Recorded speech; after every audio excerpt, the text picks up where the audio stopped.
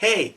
So yeah, I did say that I was gonna post a part 2 of the question video, and here it is. So I'll just get back to the questions. If you haven't watched the question video yet, it's gonna be up here or here. I don't know where the card thing is, but I'll link the video there. If you wanna go back to that video, watch it first, and then move to this one after, and have all the questions in order, because the questions were sent to me in an order that kind of makes sense to answer them. So maybe if you just fell into this video, check that one out first, and then come back here later with like the whole list of like what I've been answering. That probably will make you understand better the point I'm at now.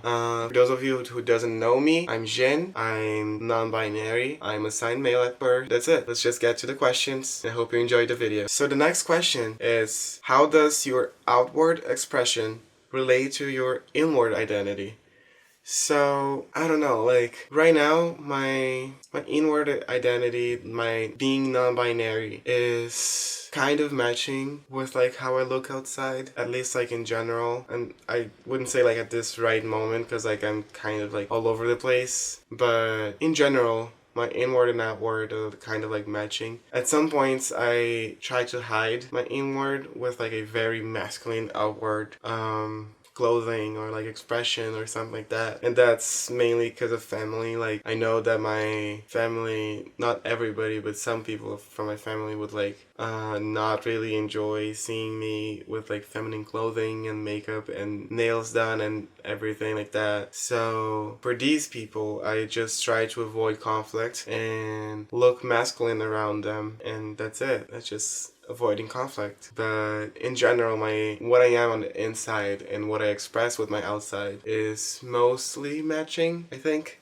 Did you feel guilty, ashamed, and do you still?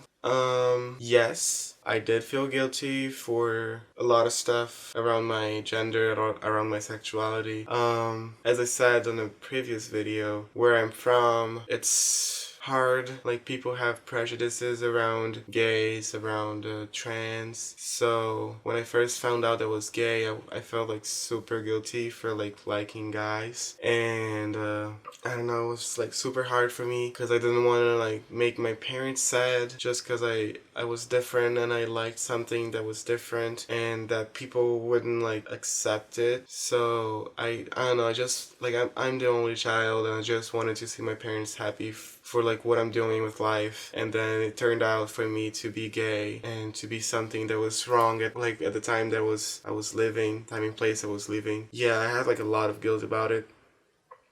At this point, no, I'm like super proud. Like, yes, I'm gay, yes, I'm trans, and if you don't like it, just like deal with it. At least for most people, like some of my parents, I still like kind of hold back and try to not like pop their bubble. But yeah. If you could go back, would you change anything? If so, what? I don't think so. Like, yes, I did some like wrong stuff. I think like I should have came out to my mom like before I started dating my first boyfriend. Like, this guy was amazing to me, and I had to like break up the relationship because my mom found out, and at the time she wasn't okay with it. It was mostly because of the scare. Like, she didn't know, and like then like she caught us together. We just had to break up, and it was like a super harsh thing. Like, I was devastated because like I loved this guy, still like him though, like we still talk, and I just wish like it didn't end like that. Like, if it were to end, I just wish it wasn't like that. It wasn't that kind of breakup, like that, I don't know, traumatic, I guess. If you could tell your younger self something, what would that be? Probably like stay strong, be yourself, don't worry about what people are telling you and like what other people are telling you should do, you should be. Just be yourself and like embrace whatever feelings you're having, and also probably to end that toxic. Where do you see yourself in 10 years in terms of your gender? That's something I can only tell 10 years from now because my gender changes.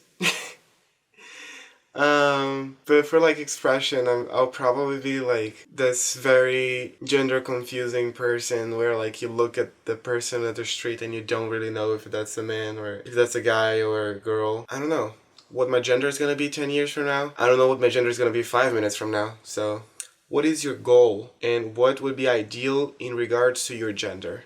Androgyny.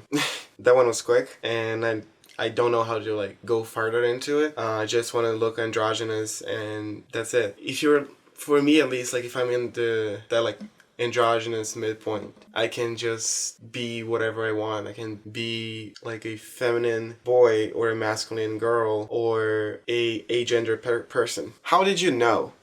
I think my friend meant with that question, how did you know? How did I know I was trans? And it's like a work in progress. It's something like I started like experimenting, like I said in questions before, like I started experimenting with makeup, with feminine clothing, and it just grew and grew and grew. And like at some point I just noticed that that was who I was. Like I wasn't a man or women. I'm Jynn and that's it. Like I'm not something binary. I'm non-binary. What are the feelings that made you know and how did they evolved? I feel like the things that made me know was when I started feeling like gender euphoria, when people would like get confused and call me like ma'am on the phone, or like I was working in the drive-through and you know how like drive-through work is, has like this headset thing and you order outside the store with like this speaker and it kind of works the same thing as a phone. I was taking an order and the person goes like, oh ma'am, that, and then like sometimes the same person changes from ma'am to sir because they don't know who are they talking to. Have that confusion happen with at least with my voice is super nice to me, and I just love when people doesn't really know if I'm male or female. What have you learned since the beginning of your gender journey? A lot. I don't know if I can list everything, but since like I started questioning my gender and my sexuality, I started just like studying everything from the community and like learning new terms and learning new people and identities and like watching videos and doing so much stuff to learn more that like at this point I don't know, I can't list everything I learned on that journey. All I can say is like that turned me into a huge activist, I guess. How has your understanding of gender changed? Well, drastically. I started everything believing that gender was just male or female, so I was a binary believer. Like I didn't think the non-binary was something that actually existed, and that's just because I didn't know. Like I wouldn't have like studied and like met non-binary people if I weren't on the community. And like when I'm saying that I believed that gender was just male or female, that was way before I even found out that I was gay. With all this journey, like learning about my sexuality, learning about my gender, I just started learning everything about like the gender spectrum, the gender universe, the, I don't know, the non-binarity, like how people are what they are and they don't fit in like little boxes like the society wants to fit people into. That's just not how things work anymore. Like back in the day, people were like forced into boxes. Now these boxes are just broken and each person has their own identity, their own way to express themselves. And that's just amazing how things are changing, and I love that. What are some things you like about where you are now in terms of gender? I'm like slowly buying more feminine stuff, and like the way I'm expressing my gender, it's becoming like more and more truthful and like genuine. And I think like that's the thing I'm loving the most about my gender at the moment. It's just like I'm actually being able to change some stuff on the outside to match what I am inside.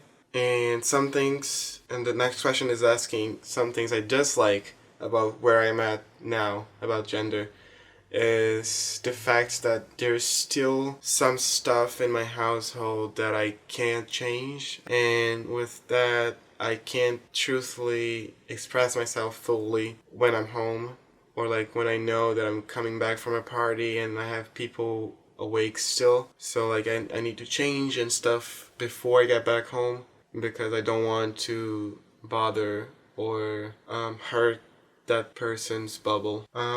What have you been able to do or change that affirms your gender?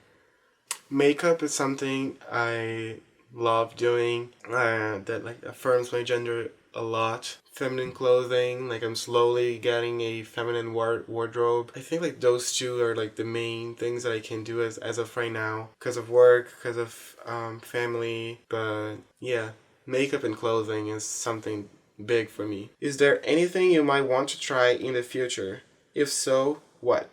Probably like going out to a party or a pride event or whatever, in like full feminine clothing, not even like trying to be androgynous, but like trying to pass as a female, like a wig and a dress and everything, and see how it goes. Yes, I'm non-binary. Yes, I mostly stay between male and agender, or like male and gender neutral, whatever. But sometimes I do go to the female side, and I've never had the opportunity to go out like to the world on that female side, being expressive all the times. When I feel female, I just had to like put this mask on and be a male or be a gender neutral person. And I don't know, sometimes that hurts a little bit, but I don't know, for now it's a kind of pain that I can deal with. But at some point in the future, I want to be able to go out dressed and like expressed as a female, and see how people would like interact with me, see if they would even like notice that I am assigned male at birth. Okay, got a little bit emotional on that one. Alright, so that's it for the questions. At least for the questions I had when I was recording both videos. I had to break the videos in two because there was a lot of questions. But that was it for the video. I hope you enjoyed it. My social media is going to be in the description. Comments is always open for suggestions. Like if I can think and write something about what you suggested, I will surely mention that that video was made because of X suggestion. Like this video, these questions were all sent from my friend Elliot. He wrote everything and then he just shoot me all those questions to give me content to write. Thank you, Elliot. And I think that's it for this video. I hope you enjoyed it. Make sure you like, subscribe, and I see you next video. Bye.